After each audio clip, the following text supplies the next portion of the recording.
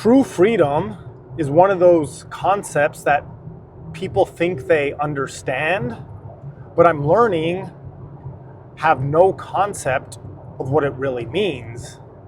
And not only that, if you ask most people, they will tell you they are free because we live in the land of freedom. But is this true? Are we really free? And do you understand what freedom actually means? And this is something I've been thinking about recently as I'm reading this amazing book called The Primordial Code. And in fact, I'm doing a book club with my Unplugged community members. Now, I want to talk a little bit about this concept of freedom from the book, The Primordial Code. And don't worry, I'm not going to spoil anything. And I do recommend that you read this book. In fact, it's probably moved to the #1 spot in my recommended book list. Now, I'll give you a brief overview. So the book, The Primordial Code, has the concept behind it is that there is a society, a hidden society here on Earth that lives both in tune with nature and in tune with technology, right? They are kind of the best of both worlds. They adhere to ancestral principles and they adhere to the laws and rules of nature, but they also embrace modern technology. They are a complete opposite of how we live in modern society today, where we are completely disconnected from the natural world. We are disconnected from ancestral principles and ideas. We are way too reliant on technology, and we are sick, out of shape, overweight, depressed, right? Many of us feel like we're just going through the motions, just clocking in, clocking out, living paycheck to paycheck and trying to get through each day. So in the book, the idea is that this society, and I can never pronounce it right, is Oklabaya, and they have this program where they are reaching out to people in the Western world, and they are teaching them the principles and ideas of their society, with the idea that people will go back home and then instill these ideas to help raise the frequency and vibration of humanity. And why are they doing this? Well, they're doing this because they believe, and which is true in our real world, that humanity is on a precipice, right? That we are on this edge, we are on this fine line of, if we don't wake up and change our ideas, our habits, our thought patterns, we could destroy ourselves and we can destroy the planet. So they feel that humanity is on a precipice, that if they don't wake up right now, the whole world or humanity could be destroyed. And the parallels to that and the real world are extremely fascinating, because I think many of us feel that right now. We feel that if we humans do not wake up, we're going to have some bad times ahead of us. The other thing I like about this book is the parallels between that and plant medicine and ayahuasca, and this idea of spiritual herbalism, and how ayahuasca seems to be popular for a reason right now, because the plant consciousness, the consciousness of the earth is waking up and trying and reaching out and trying to wake us humans up. Because just like in the book, if we don't do something now, if we don't have a great awakening, if we continue down the path we're going, we don't have too much longer, right? This is not about doom and gloom. It is scary and it is real, but I think what the book is pointing out and what's true in our real life is that we have time. We have time, but we don't have much time, and we need to act now. So anyway, in the book, they invite people out and they teach them about their way of life. And so the book follows two characters. One character, ironically, is named Garrett, and the other character is named Sandra. And not Sandra, Sandra. She basically makes sure everybody knows how it's pronounced. And they're both from the United States, different parts of the United States. Garrett is just kind of an average Joe who has a very good corporate job, but is bored to death. And Sandra is a highly accomplished scientist, while very successful and very smart, is the perfect archetype for somebody who completely embraces science and neglects everything else, right? She believes that if you can't measure it, if you can't prove it, if you can't read about it in peer-reviewed studies, then it's not real or it doesn't exist. And so in one part of the book, this idea of freedom comes up. And it's interesting because both Garrett and Sandra both believe they are free, just like most people, but they really push back when they understand what real freedom means. For example, the idea of regulation or certification comes up. And in Oklabaya, they say that there are no certifications, there are no regulations because they are free people. So both Sandra and Garrett push back on this idea of, how do you know who you can trust?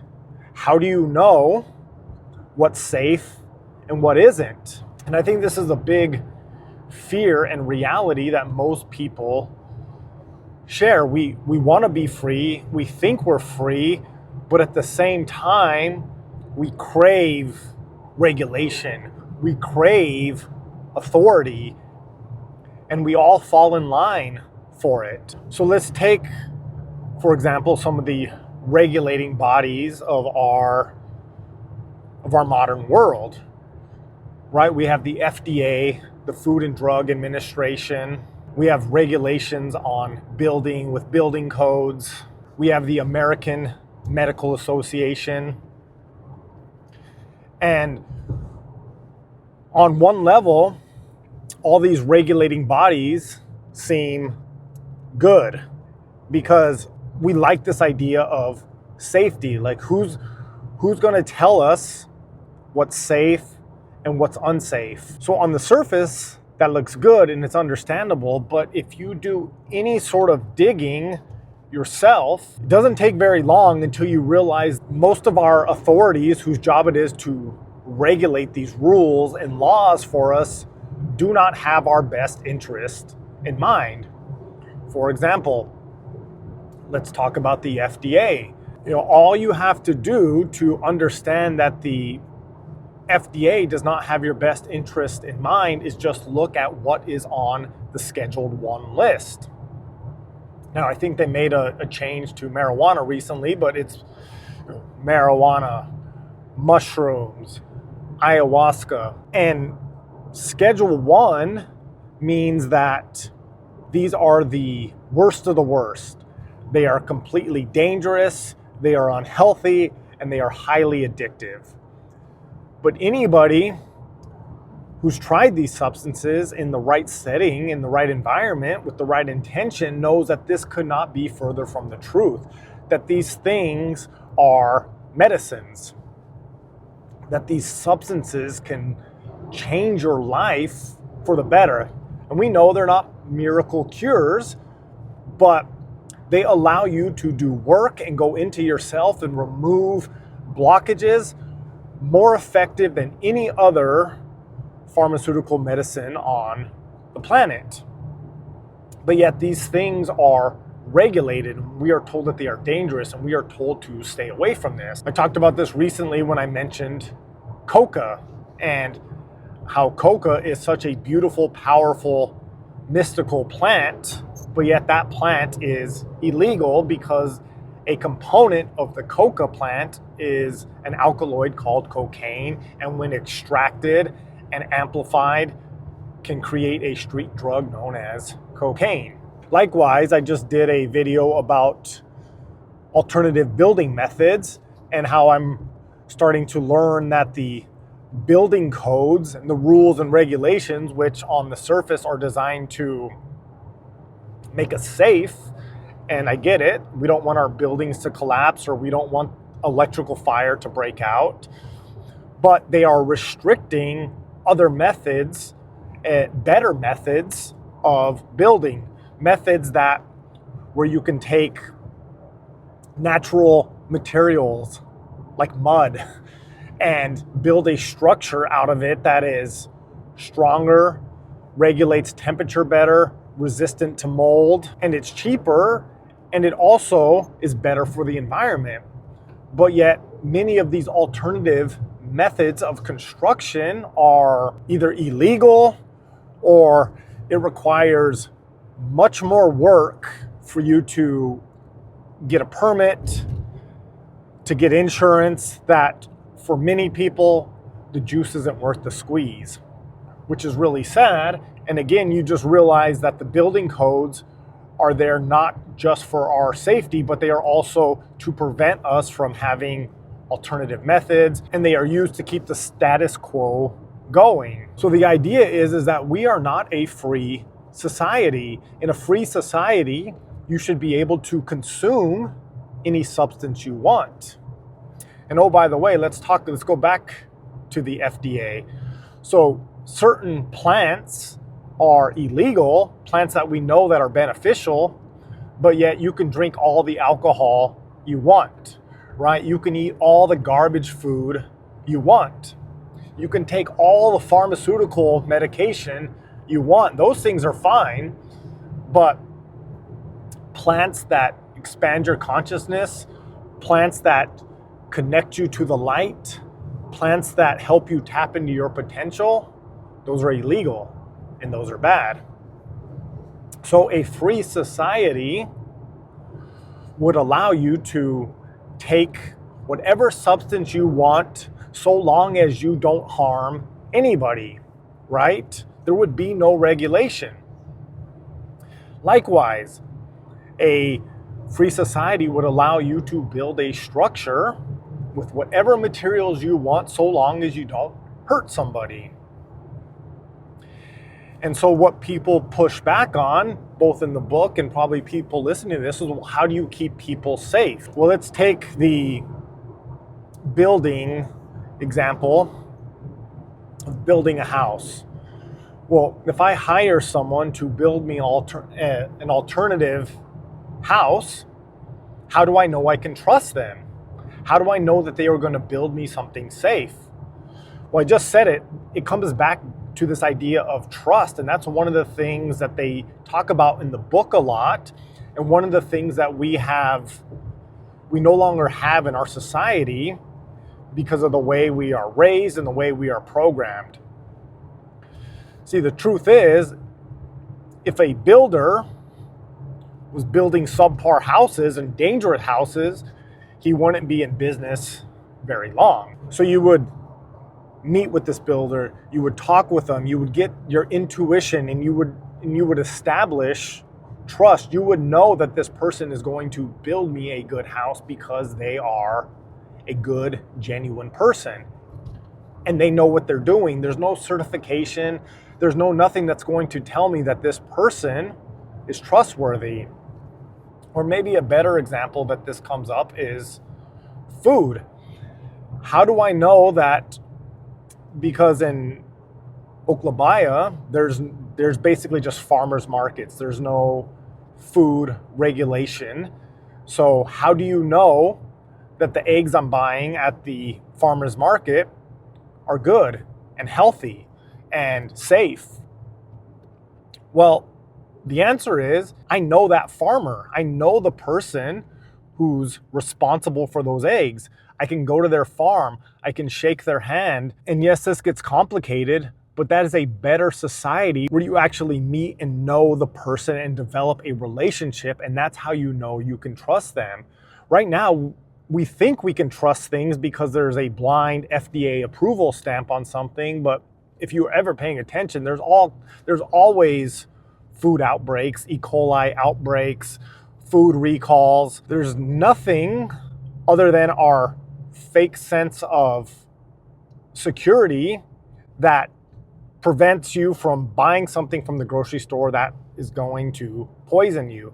And in fact, if I have a personal relationship with someone, there's a better likelihood that that's going to be a better product. Right now, we are just blindly trusting large corporations to give us healthy and safe food. But yet we know that these corporations are constantly cutting corners, using subpar ingredients, and putting profits ahead of people. But yet we have this program belief to think that whatever I buy in the grocery store is somehow safer than what I buy from a person at a farmer's market. So this is all to say that the idea of freedom, of true freedom, can be hard to understand. And I think freedom is one of the things we should all be striving for. A free society is a healthy society, but being able to be free requires a lot of work, a lot of trust, a lot of building of relationships, and a lot of personal responsibility, because it also means that nobody's coming to save you in a free society. Likewise, no one's coming to save you in our society right now. It means you have the ability to do whatever you want so long as you don't hurt anybody else. And that is a beautiful way to live, but it's hard for us to wrap our minds around that concept. So I challenge you to, one, read that book, The Primordial Code. It will completely open up your mind. But I challenge you to just think about what true freedom means and explore your ideas around freedom. So anyway, that's all I got. See you on the other side.